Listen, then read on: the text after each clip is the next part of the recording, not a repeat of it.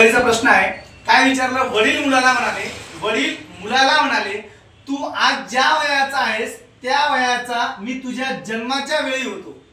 काय म्हणे की तू आज ज्या वयाचा आहे त्या वयाच्या मी तुझ्या जन्माच्या वेळी होतो.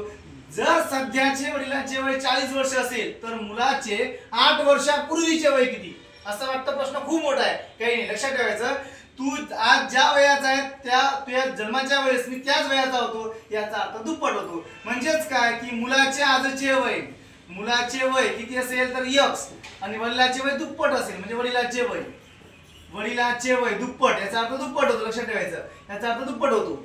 मग दुप्पट 2x आणि त्याने सांगितलं की सध्या वडिलांचे वय 40 वर्ष आहे. म्हणजेच काय रे, वडील इज इक्वल टू 2x, पण ते किती सांगितलं त्यांनी की 40 आहे. याच्यावरून आपल्याला x ची किंमत करता येईल.